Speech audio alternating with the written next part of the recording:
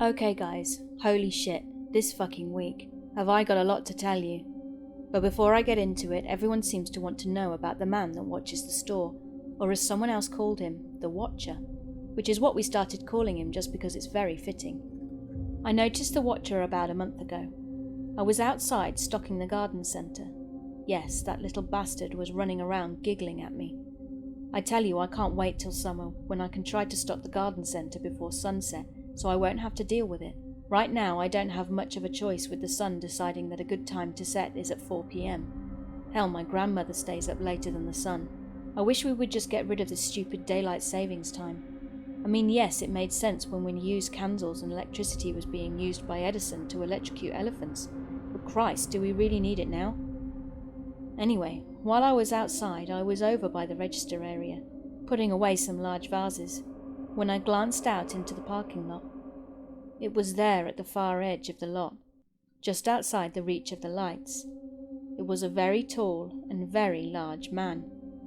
He was wearing what looked like a long, dark trench coat with a wide brim hat, kind of like Reverend Kane's hat from Poltergeist 2. You know the guy. The only real creepy thing about that movie. Except that this hat's brim was really wide, like almost out to his shoulders wide. The collar on his trench coat was also closed up, so his face was completely shrouded in darkness. To say that I was just a bit creeped out would be like saying Greta Thunberg only cares a little bit about the environment. I went to Mike about it, and he just sighed with frustration. He told me not to worry, as it wasn't me. He told me that this guy shows up every year around the end of September, beginning of November, and just stands out there watching the store, and tends to finally go away around the end of March. Mike told me that every night around 10 p.m, they'll show up somewhere just outside the property line, stand there all night, come rain, snow, sleet, it doesn't matter, and then he tends to disappear around 5 a.m. I asked him how many years he has been doing this, and Mike told me that from the stories he's heard, pretty much since the store first opened back in 2006. Has anyone ever tried to see what he wants? I asked Mike. Mike looked at me sadly. Yes, he said. Mike told me that a few years ago, a young guy, one of those I ain't scared of shit types, decided to go and tell the creep off. He was never heard from again. The cops were called and a missing persons report was made, but the guy was never seen again, and the Watcher disappeared for the rest of the year and next. That was until November, when he once again showed up. I was like, fuck, Mike. Is there anything else that might pop up that I should know about that I could, I don't know, cost me my life? At that point, Mike informed me that come spring I should be on the lookout of an incredibly attractive woman that starts showing up and tries to lure you out of the store to have sex with you. I told Mike that if a hot girl was trying to have sex with me, then I would already not trust her, because that shit just doesn't happen. And I mean ever. I haven't had a woman look at me like that for over 10 years, and I'm counting my wife. Alright, now let me tell you how my week went. The first really fucked up thing that happened was last Wednesday. Shit got real scary and real serious that night. I was working a unique shift on Wednesday due to Lowe's being closed for Thanksgiving. See, unlike other greedy big box stores, Lowe's actually cares about their employees, and as such does not open late at night on Thursday to sell items that's been marked up and then marked down so idiots feel that they need to get into their fistfights over sheets. Oh yeah, I really saw that once on a Black Friday. Let me ask you something. Is there or was there any point in your life that you wanted to buy sheets at a falsely discounted price so fucking bad that you would punch a complete stranger in the face? If your answer is anything other than, of course not, what do you think I am? Then you really need to rethink your love for sheets. As I was saying, I was working the unique shift of 1 p.m. to 12 a.m. We were all supposed to be clocked out by midnight, and I was fine with that. The majority of the night was pretty easy.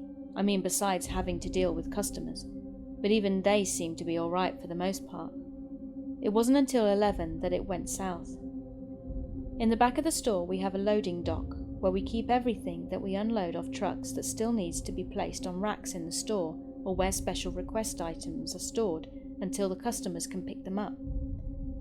While I was back there sweeping up and listening to the latest audiobook in the series called Hard Luck Hank. This book was called Dumber Than Dead. It's really good if you ever get a chance to pick them up. Anywho, it was really windy that night due to the fact we had a storm coming in from the east. The dock's roll-up doors were banging with the wind. They weren't really that loud, and I really had thought nothing of it. I was by the last of the 3 doors when there was an especially loud bang.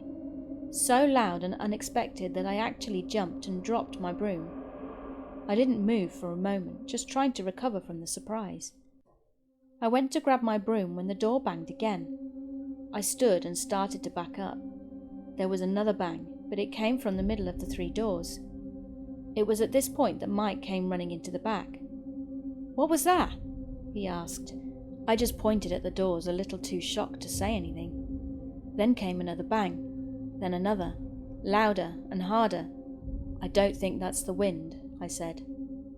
We can actually see dents starting to form from the numerous hits. It was so loud that we had to cover our ears as our other co-workers came to see what the commotion was. When they came in, Mike and I seemed to snap out of our shock and rushed out. Our co-workers quickly followed. We went to the front of the store, but even from there we could hear the banging. Mike decided to call 911, and then he let us leave early. Needless to say, we all bolted. Mike stayed, but not in the store. He got in his car and waited at the road entrance. On Friday night when I went back in, I found out that when the police showed up, Mike went with them to the back of the store to see if they could find what was making the banging noise. Well, whatever it was long gone, but both doors were fucked up badly, so badly that they're going to need to be replaced. The managers talked to Mike and I about what happened, and I told them everything I knew. I asked what did the security cameras catch, and they said that they got knocked out just before the door was attacked. Yeah, I said attacked, because that's what it looked like. There were large dents and deep scratches all over the 2 doors. The 3rd door was untouched because there was a trailer stock in it that we were going to unload on Friday. This now leads me to my last bit of weirdness. See, while we were unloading the truck, we came across a small box with my name on it. Mike handed it to me, but suggested that I shouldn't open it. When I asked him why, he said that everyone that works in receiving gets one of these sooner or later. He was actually surprised that it took this long. I asked him if he ever got one, and he said that he did. "What was in yours?" I asked. "A tooth," Mike answered. "A motherfucking tooth," he said. He even said that it still had some blood and gum on it. Then I asked my 2 co-workers, John and Steve. "I got a box full of roaches, and not the good kind," John said. Well, I'm not sure what it was," said Steve. "It was just a red, wet, squishy thing." I shook my box. There was something definitely in there. When I asked where they came from, no one really knew.